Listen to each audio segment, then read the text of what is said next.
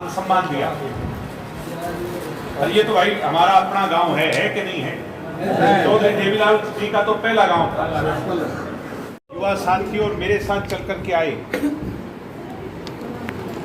Party के वरिष्ठ राष्ट्रीय उपाध्यक्ष केसी बांगड़ जी, आदरणीय भूपेंद्र मलिक जी, पार्टी के हल्का के अध्यक्ष, पार्टी के जिला के अध्यक्ष पदम सिंह दैया जी, सुमित राणा जी, सभी सम्मानित वरिष्ठ नेतागण, सबके नाम लूंगा।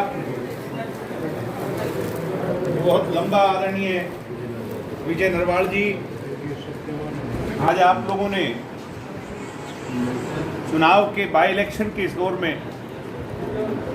जिस हर्षोल्लास से, जिस खुशी से और युवा पीढ़ी के नौजवान साथियों ने ट्रैक्टर मोटरसाइकिल का काफिला बनाकर जिस जोर से हमारा स्वागत किया, एक बार फिर गांव में पहुंचने पर इतना मान सम्मान दिया। और ये तो भाई हमारा अपना गांव है कि नहीं है? चौधरी देवीलाल जी का तो पहला गांव था। राजनीतिक हालात चाहे कैसे भी रहे हों, मैं बात वोट की नहीं करता, मगर इस गांव का हक चौधरी देवीलाल पर और चौधरी देवीलाल के परिवार का हक इस गांव पर सदैव रहा। और आज आपने फिर से इस उत्साह से, इस जोश से जो हमारा स्वागत किया, मैं इन तमाम चीज़ों के लिए आपका बहुत बहुत आभारी हूँ। आज केवल मात्र आपसे मिलने आए हैं, आपका हालचाल जानने आए हैं। बड़ौदा हल्का का बाई इलेक्शन क्योंकि नज़दीक है, कार्यकर्ताओं से जनसंपर्क कर करके पार्टी की ताकत को और दुगना कैसे किया जाए। आज के हालातों में जेजेपी बीजेपी मिलकर के ये चुनाव लड़े तो कांग्रेस पार्टी के कैंडिडेट से कैसे मजबूती से ये चुनाव जीतकर सरकार को मजबूत किया जाए, इसके लिए हम आपके बीच में आए। हमारे विरोधी चाहे कांग्रेस के हों चाहे अन्य पार्टियों के लोग, वो समय समय पर सरकार बनने के बाद एक बात कहा करते थे, भाई जेजेपी वाले तो बीजेपी के खिलाफ थे तो ये बीजेपी के साथ क्यों चले गए। आपने इस बात का बेरा है, भाई बीजेपी की 40 सीट आई और आपके संगठन की जेजेपी की 10 सीट आई, कांग्रेस की 31 सीट आई। 31 का गणित अगर 10 से जोड़ लिया जाए तो 41 बैठते और बिना निर्दलीय के वो सरकार नहीं बन सकती थी। कांग्रेस के साथ सरकार बनाना असंभव था। इस बात में मानो हो कि नहीं आप? दुष्यंत चौटाला ने दिल्ली में प्रेस कॉन्फ्रेंस कर एक बात कही,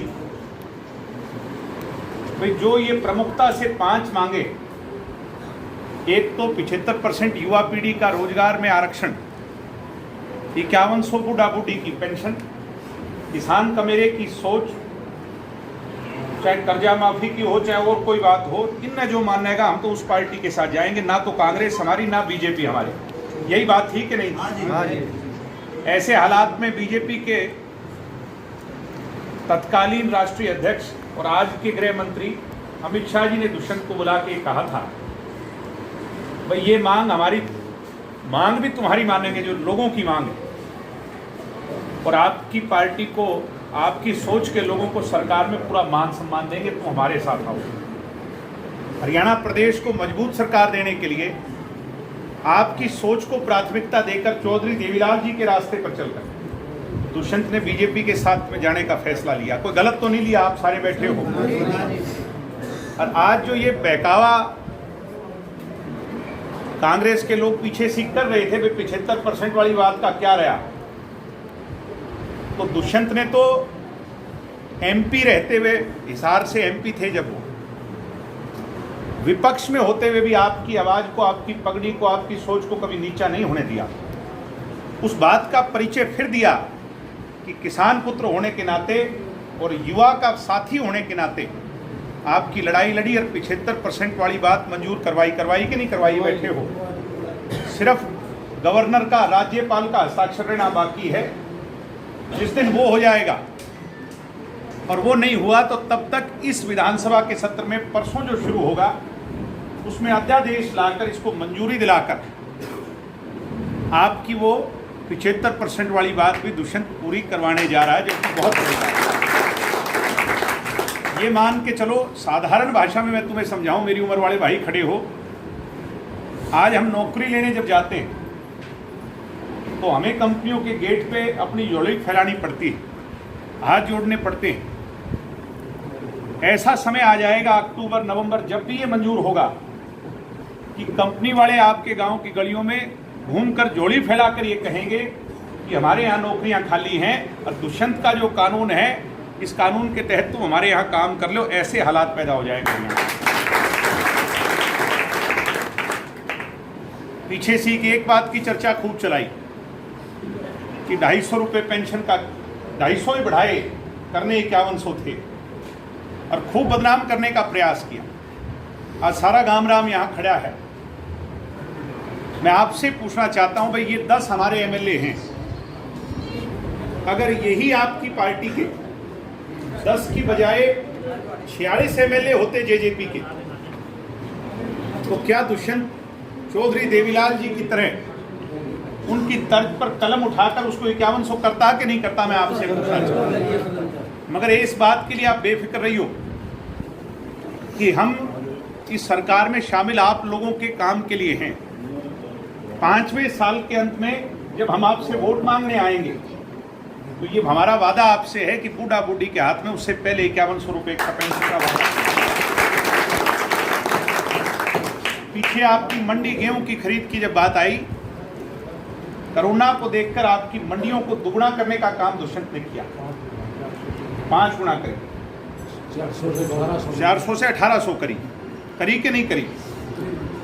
मैं मानता हूं कि क्योंकि नया नया मामला था, खरीद के बाद आड़ती जो थे, बिचौलिए जो थे, उनने ऐसी व्यवस्था बनाई कि पेमेंटों में कुछ 5 दिन की 4 दिन का कोई विलंब हो गया हो।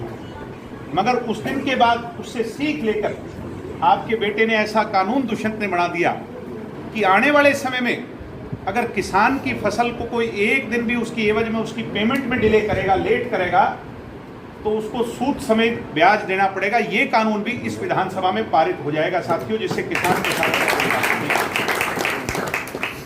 अर्थात भूपेंद्र हुड्डा जी ने जब भी आपके बीच में वोट मांगे, चौधर के नाम पर मांगे, और वो चौधर चुनाव की चौधर होती थी, उसके बाद वो सूखी चौधर बन जाया करती 5 साल। यानी आपके बीच में मैं थारा और थाम मारे का नारा देकर आपको सिर्फ ठगया है इस कांग्रेस पार्टी के लोग। और आज बीजेपी और जेजेपी का जो गठबंधन है, इसका जो कैंडिडेट आपके बीच में जो मर्जी आएगा, कैंडिडेट कोई भी हो और चुनाव का सिंबल कोई मर्जी हो, मैं तो आपसे यही प्रार्थना करूंगा कि सरकार में, राज में आज हिस्सा डालने का बहुत अच्छा अवसर बड़ौदा के लोगों के पास आया है।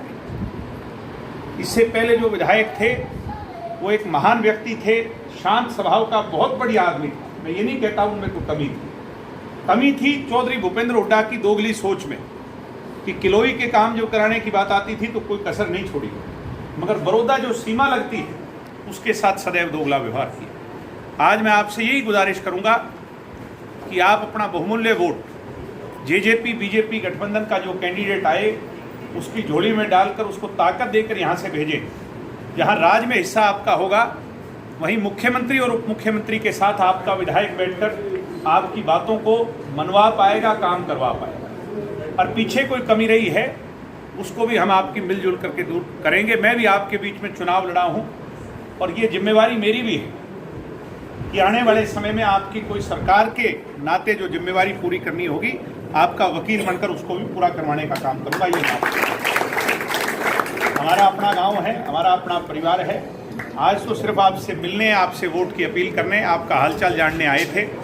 आप आए, आपने मेरी बात सुनी और ये मौका हमें दिया। आपका बहुत धन्यवाद। जय हिंद, जय